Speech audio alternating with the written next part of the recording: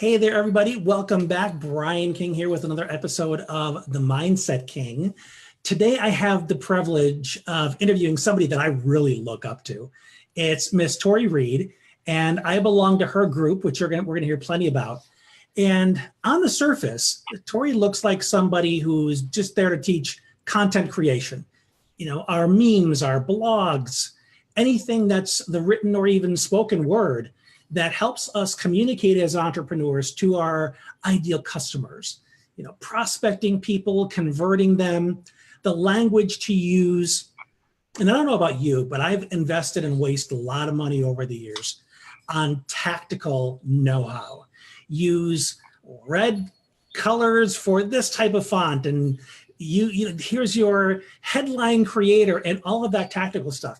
Well, what really appeals to me about Tori's work is she does a deep dive into human psychology unlike anybody I've ever seen. And I followed a lot of people over the years. And as you may know, I have a degree in social work. So I've spent years and years studying psychology, and I learned stuff from Tori virtually every time she posts something. So I really wanted to bring her on to get a sense of not only who she is as a person, but what led her to ultimately embrace and understand human psychology at such a deep level. So I don't want to waste one more minute gabbing. I want you to be able to experience everything Tori has to offer. So thank you so much for setting aside some time for us today. Thank you for having me. I'm excited. This interview is going to be definitely different to the majority of the interviews that I do. Well, I certainly hope so. And I don't know that I can live up to that, but let's see what we can do. I'm sure it'll be great. So let's start off simply by getting a sense of your origin story. I mean, where did this journey begin for you? The entrepreneurship journey specifically began for me about 8 years ago. I decided to come into freelance writing. But my decision to live freely, I think began for me like as a kid. So I started playing piano when I was like 4. And my parents noticed pretty early on that I was talented, and my dad plays piano, my brother plays piano, my sister sings. And so we have like a family of musicians. And my dad, he always told me, like, from a very, very, very young age, he's like, you can do whatever you want to do in life, live free, like go be whatever it is you want to be. In his mind, he assumed that that would mean that I would like grow up to be a professional musician. And that's what I assumed too for a long time. And then and that's what I like worked towards. And then in 2008 or 9, he got laid off, and my dad was like the breadwinner for our family. And so I was still living in Maryland at the time. And this is where I saw it kind of like rip my family apart. My mom, my dad, and my little brother, they went to South Carolina. My sister and her kids stayed in Maryland, and I like fled out to Ohio. That's how I got here. Because Maryland's like super expensive. And I was like, I don't know how I'm going to afford Maryland without my parents' help. And a buddy of mine was like, well, I'm moving to Ohio and I can get us a 2-bedroom for $675. We could split it. And in Maryland, I was looking at 1-bedrooms in not so good areas for like $1,100 a month. And I was just like, all right, sold. Let's see what Ohio's about. And so that's how I got to Columbus. Good enough for me. Yeah. And so that's how I got to Columbus. Love it. Don't have any regrets about that. But at that time, when I saw like what happened during the recession and my dad getting laid off and like what it did to my family and how it rocked my family, I decided in that moment, I will not dedicate my life, because I saw my dad like get up every day and go to work and work hard and come home and bring that work home and talk about it and so on and so forth. So I'm like, I will not dedicate my life working for a company that can dispose of me so easily. He was like really high up. He was really important in the company until it came time to save money, because he was like a couple years away from retirement, and they were like, we want to. Yeah, they have that dynamite timing, don't they? Yeah, they do.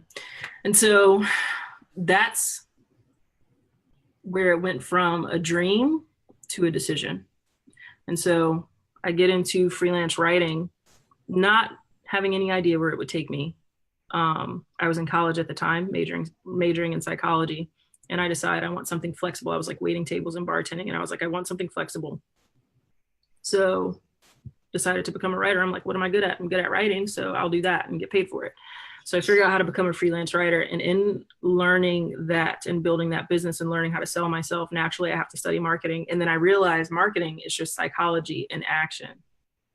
Like it's like the most influential branch of psychology, and that people don't see it that way. They see it as like making money, but it's really just influencing people, like how to influence their behavior, how to tap into their minds and see how it works and influence it, hopefully to help people. I see marketing as a magic wand. You can use it for good or you can use it for evil. So hopefully you're using your marketing powers, guys, anybody who's watching this, to help people and do good in the world. But at the end of the day, it's about psychology and how to actually use it. And so I like really fell in love with marketing, and then I dropped out of college for the second and last time, and here we are. And so that's that. And I know you had a couple jobs and they were really kind of burning you out in terms of the demands to produce and get the numbers and get the eyeballs. When did you eventually decide that you needed to do your own thing? Yeah, so in the beginning, I was doing my own thing. And then I was like freelance blogging. And I used to, so you're talking about Lifehacker, I think. And I used to read Lifehacker all the time. I loved the blog. And so when I saw that they were doing a call for writers, for part-time writers, I was like, why wouldn't I write for one of my favorite blogs? So I go ahead and I go through the application process, which was kind of long and arduous, but totally worth it. And then it was not at all what I thought it was going to be. We had to write about 14 articles per week per writer. That's just me part-time, writing 14 articles per week. And there was no like creative freedom to have a voice. Like you had I think they were just wanted to outsource like you picking a topic. So you chose your own topics, or you pitched your own topics to the editors. The editors at the end of the day chose them. They rejected the majority of the topics that we were pitching. And so we spent a lot of time doing that. And then once we finally got like topics that were accepted, then we'd go ahead and write the articles. But we weren't really allowed to like have, our own voice, or you weren't really allowed to bring yourself to the table. You had to bring the brand to the table. And if anybody like goes back and looks at my Lifehacker articles, they're still up. You don't see me at all in those articles. And that was probably the most trying period of my freelance life, because I was working around the clock between Lifehacker and other gigs and jobs that I was taking on. And this one that was taking up the majority of my time was the one that stifled me the most. And I learned a ton. I learned a lot. So still no regrets. But for that time period, I definitely was like, I thought this was going to be like a dream job. Like I thought that I would eventually be like, I would go full-time here, whatever, but no, it's not how it worked out. So what were you said you learned a lot. What were the takeaways from that experience? I think I learned the most about understanding that marketing is about your audience and not about you. I think I learned a lot about setting my ego aside. And so as much as I felt stifled, and part of the reason why I left is because I had ego involved, I learned a lot about setting it aside in order to tap into your audience. Now, the other thing that I learned was, at the end of the day, and I think most people, if your audience and you don't naturally align as human beings, you're going to be very unhappy serving that audience. And so I think that's the moment where I really learned that, was when I decided to quit Lifehacker. I was just like, I need to make sure that whatever client I bring on, whatever students I bring in, now that I'm like teaching and coaching, and whatever clients I bring on, I need to align with them as like humans. We need to align as humans, not just, oh, I have this benefit that I can offer you, or this result that I can offer you. It's way more fulfilling this way.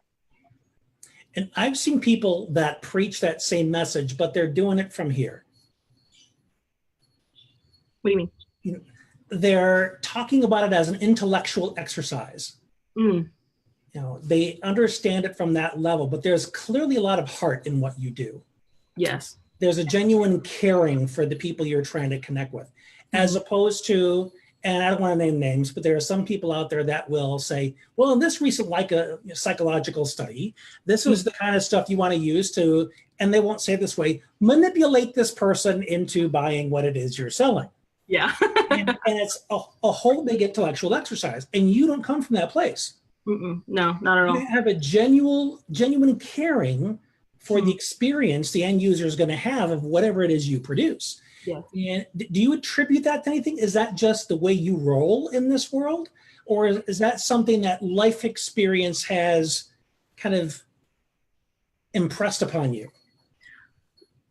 Would you agree that we all work harder, try harder, and feel more fulfilled, and therefore do better performing jobs that we are passionate about with people that we are passionate to serve? I know I do.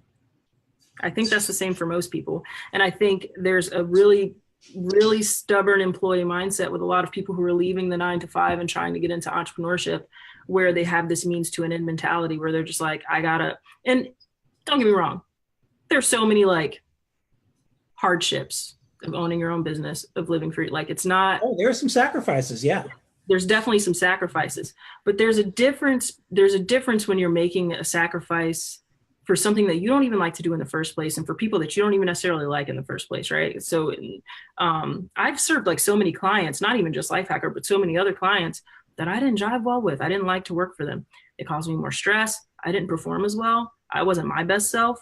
Took up so much more of my time because you procrastinate on jobs like that.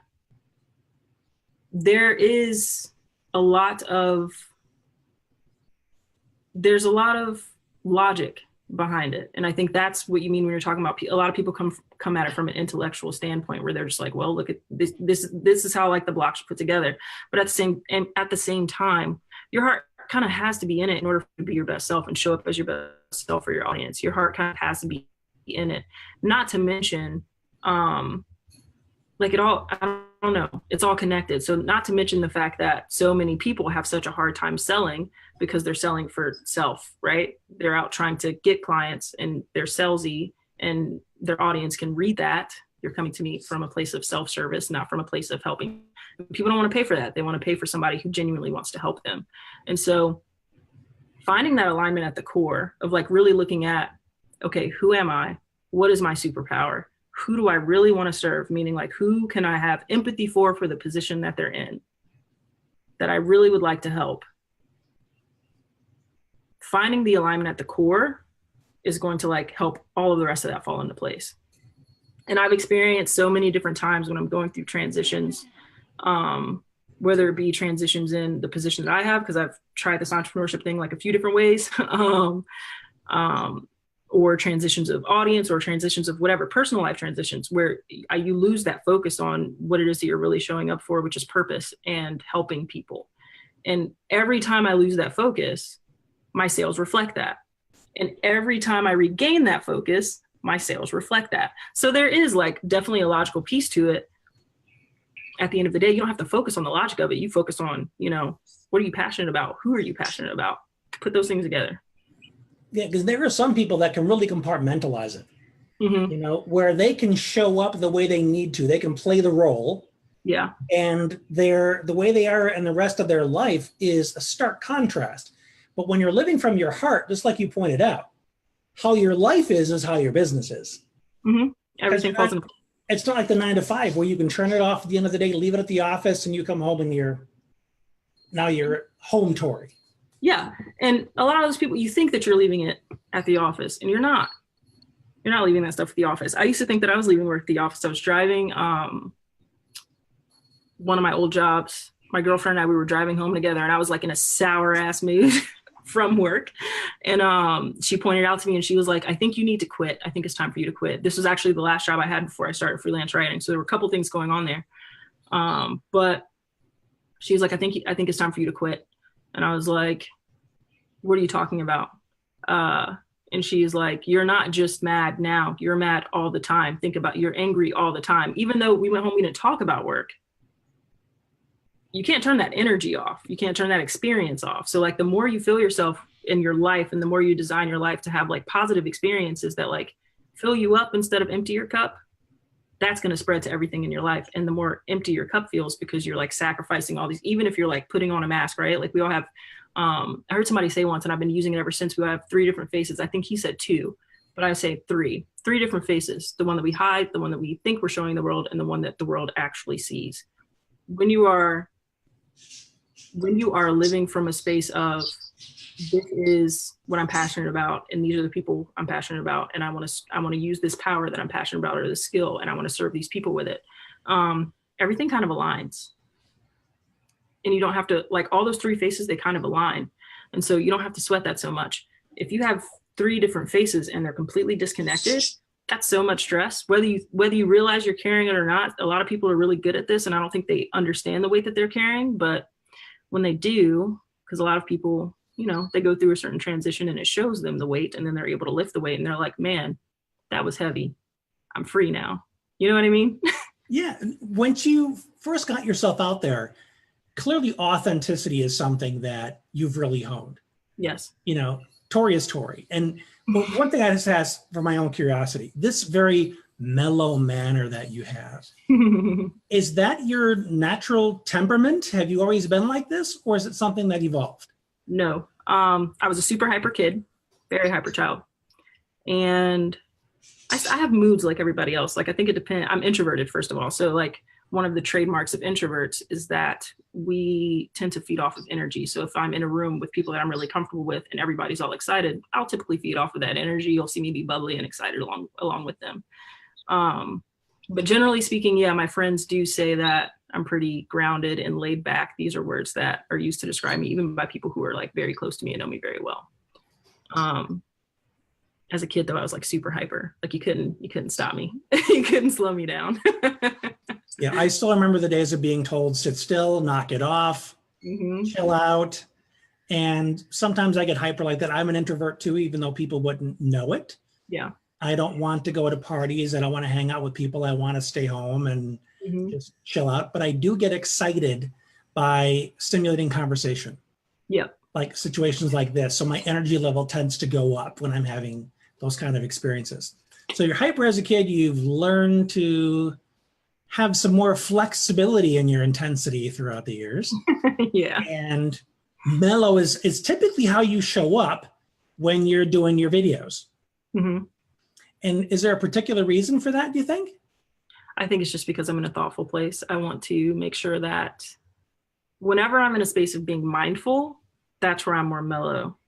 And I could pretend and say, oh, I try to be mindful in all aspects of my life. I don't. Sometimes I don't want to be mindful. Sometimes I'm reckless. I'm human. There are, like, several different shades of Tori. But there's a book right there, book series. Several shades of Tori.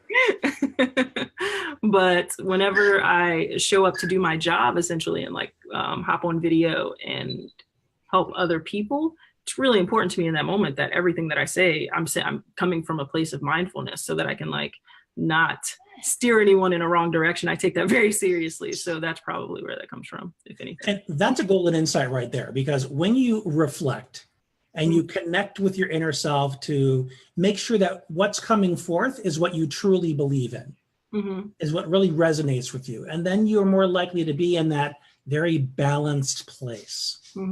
So I'm glad that you were able to describe it so succinctly, because that's something that is probably a very helpful barometer for people is, do I feel balanced when I'm saying this? Or do I feel like I'm supposed to say this stuff? Yeah. Because you can get that icky feeling when you're being inauthentic. Yes. And that's typically a good sign to stay the heck away from that and rethink it before you hit live. 100%. Man, so many questions I want to ask you. Where do I begin? Go for it. Well, one thing that I'm fascinated about in people's lives are those moments of decision. Anybody who's followed my story for a long time, they know I've got various health challenges throughout the years.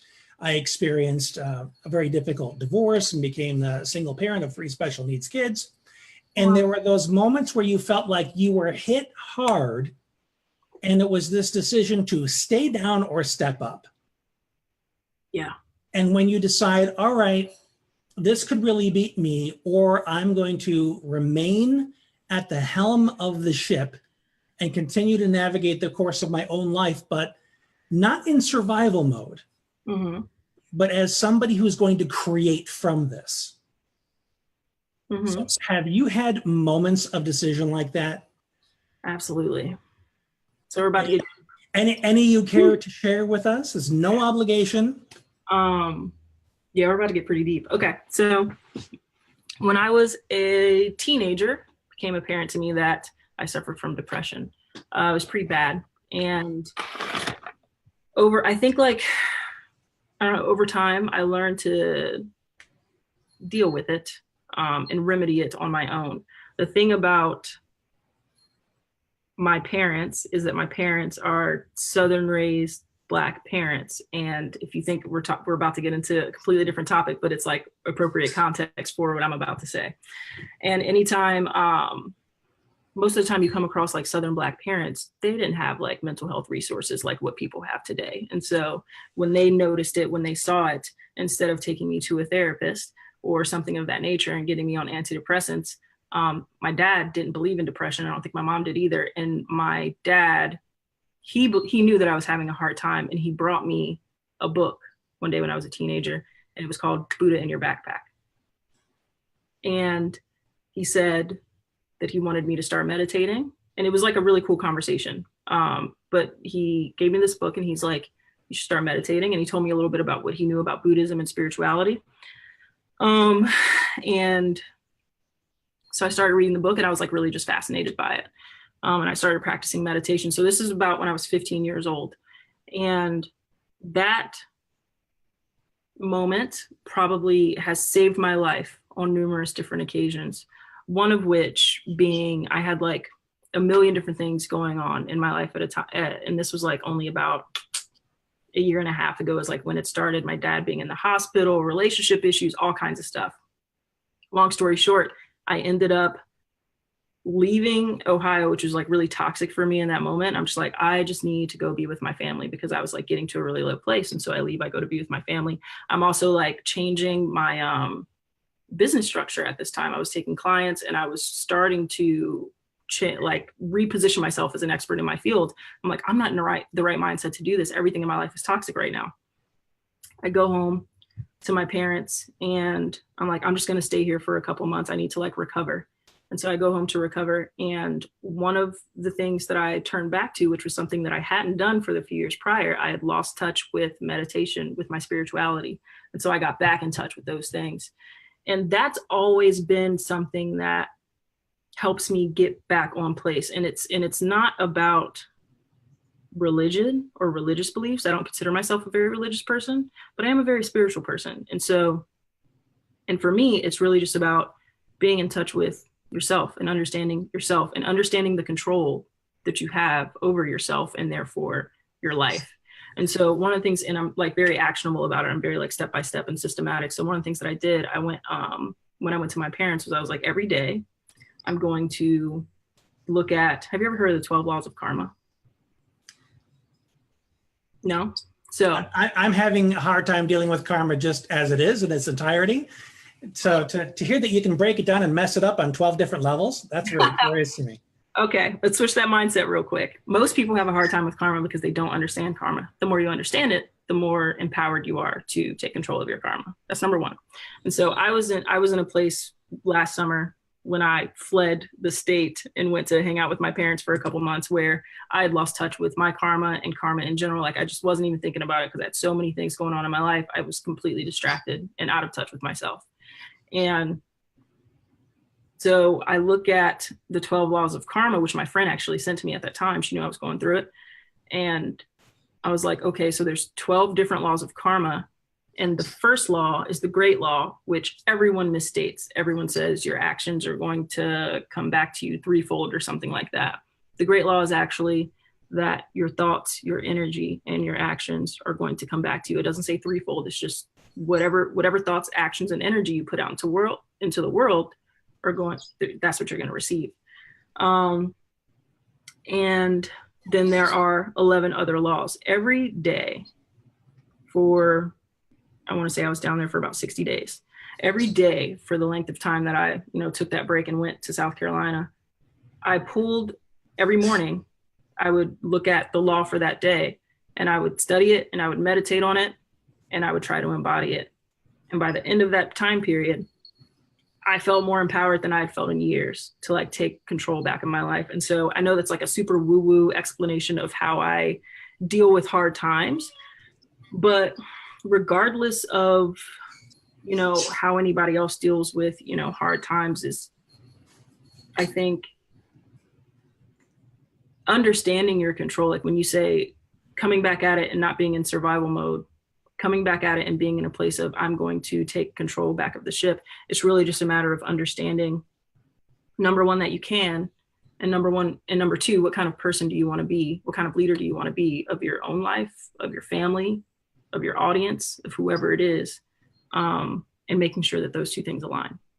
And that's what I was hearing in the first law of karma. It sounded very similar to like attracts like. Yeah. You know, some might call it law of attraction somewhat. And whatever kind of vibration, and that's a word that's common these days, is what level you vibrate at, which is basically, how do you show up in the world? Where is your intention? Where is your mind? And if your vibration is at the level of kindness, compassion, generosity, and that's how you go forth into the world, that's what very often is going to be attracted to you. And that's the kind of stuff that's going to catch your attention. Yes. Oh, that person is so kind. That person is so generous. And I'm going to ruffle some feathers here. The people that say, I try and be kind all the time, and all I see is a bunch of jerks out there. You're not doing it right. They're not, their thoughts aren't aligning with their actions. So it's all fake, and therefore they're not going to get authentic kindness. That's exactly it, because they're going through the motions of kindness. Yeah. And they're waiting for it to show up. They're waiting for it to be reciprocated, and they're not coming to it from that unselfish place, because if you were, see it. Not only would you see it, but your actions actually alter based on that. And so the reason that first law of karma, I think, I don't know, I didn't write it, but in my opinion, what I gather from it, the reason that the first law of karma includes thoughts and energy is because your thoughts breed your energy then breeds your actions. And so, and how you carry out those actions. And so all of those things are the same. So even if you're like thinking that you don't like somebody and you act nice anyway, people can feel that fakeness, and it's not authentic, nor are your actions authentic, because you're probably acting still in a way that is less kind and less generous than you would towards them if you actually felt kindness toward them. If you actually felt it and thought kind things, you'd still be a little different. And then you'd be in a position, obviously, to see it and receive it back as well. And so people really love to fake it when they make it, fake it till they make it when it comes to stuff like that. And they never end up making it, because faking it doesn't work.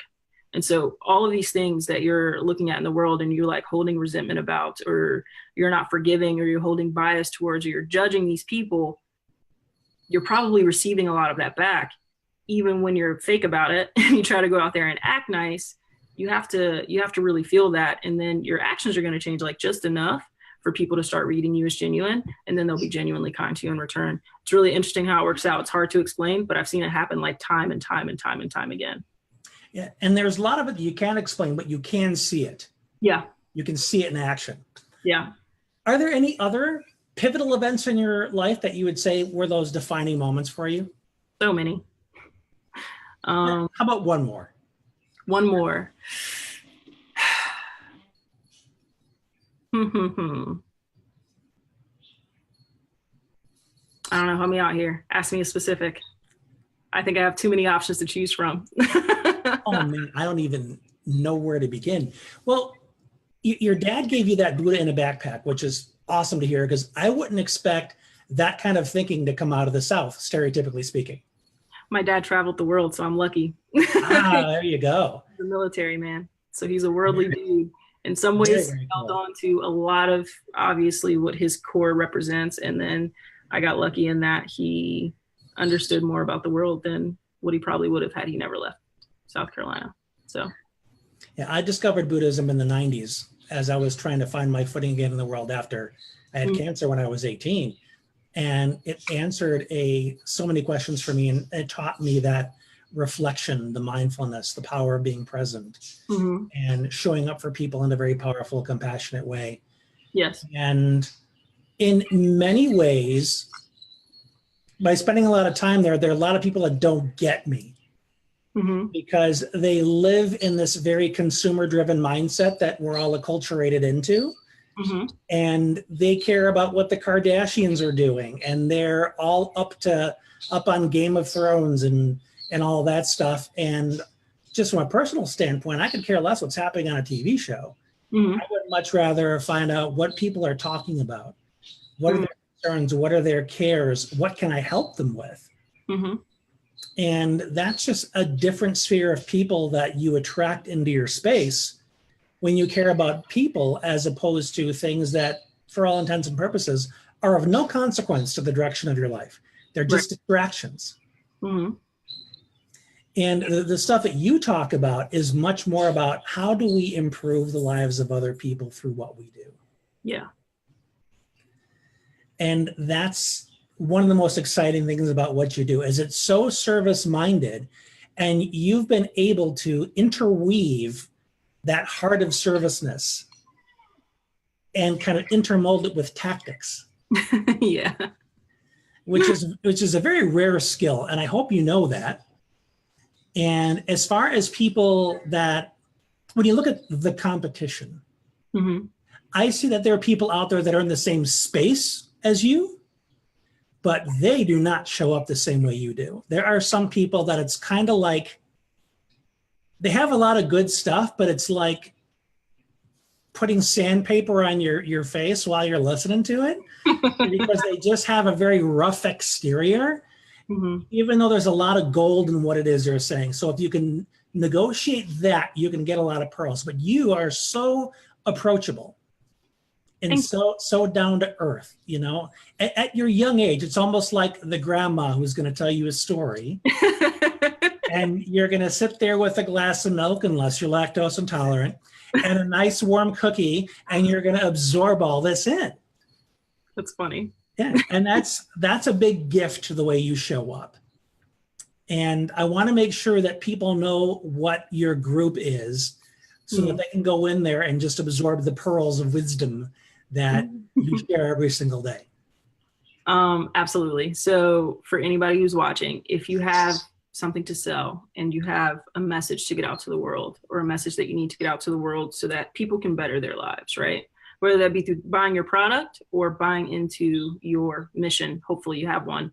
Come join us, Content Mastery for Entrepreneurs - Actionable Growth and Income Strategies, which everyone forgets, including myself sometimes, but that's the full name of the group. And yeah, come on, join up. You're welcome. And feel free to drop a link in the comments on Facebook too.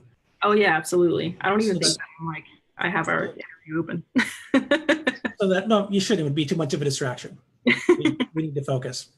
And you can message it to me as well, and I'll make sure that it's included in all the different places that this interview is going to show up. Awesome. So let's say some of the folks that are listening today are unsure of themselves. They're nervous about showing up authentically. They're concerned they're going to be judged, that they're not going to be good enough. They're going to be seen as imposters. Okay. You have one or two little pearls to give those people to get them taking the next step towards showing up and being themselves. Okay. Yeah.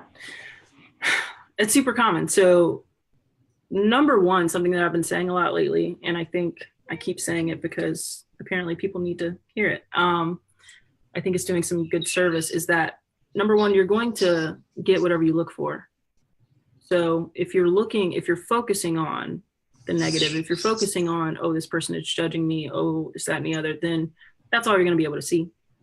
The good that comes of your actions is going to be in your peripheral rather in your direct line of vision. So number one is to stop focusing on negative stuff, focus on the positive, which is you'll put yourself out there, and that there are going to be people who you actually help. And that's all you need to focus on. You don't need to focus on what do I look like or any of that stuff. Like, focus on helping people. You can never look bad helping someone out, like never. Okay. And so focus on serving your audience. Don't focus on anything else. Just show up and focus on that. And then you're going to receive so much gratitude in return, honestly. Like, I remember when I launched my group, I was terrified. I was like riddled with all of the same like questions and doubts that you just presented. And Arnie Giske, he was my mentor through that process. And he gave, I don't know, when I interviewed him for the launch, at the end of that interview, we turned the recording off and he was like, Tori, you're going to be a great group owner. And I was like, thanks, because I'm so scared. And so I launched the group. I had pre-recorded interviews that first week. And so I let all the interviews out and I'm terrified the entire time. And when I hop on to do my very first ever live stream, mind you, writing is my best worn suit. I'm not super accustomed to video. This isn't like my wheelhouse, really. I just started hopping on the live streams and doing video probably about a year ago.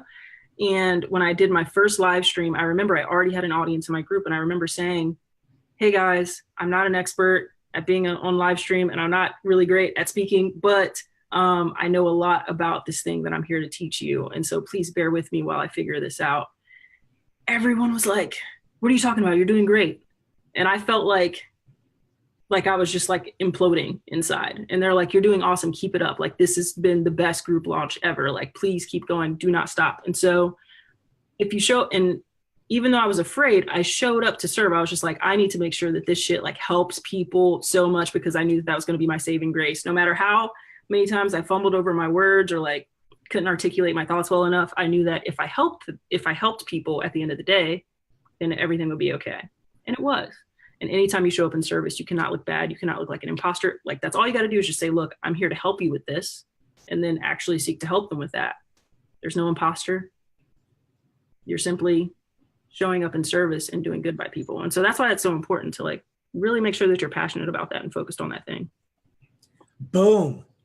that is the perfect note to end on. You know, Tori, I know darn well that you and I could easily talk for a couple more hours on this, but the value you've given us in this short amount of time is fantastic. Thank you. I hope everybody watching and listening goes to your group, because there's more to what you're teaching than just content. Mm-hmm. You're teaching about how to show up in a very authentic, caring way for other people. And that is a real gift, especially on this noisy digital space that is just loaded with criticism and self-righteousness. And just incredibly refreshing to see what it is you're doing out there. So keep on killing it, girl. I look forward to it every single day. Thank you so much. I appreciate it, Brian. All right. And everybody watching, thank you so much for your time and attention. If there's somebody you know that can benefit from Tori's message, please share this episode. And remember that the Mindset King is now on iTunes. So go track us down and leave us a 5-star review. And until next time, this has been Brian. Thanks for being you.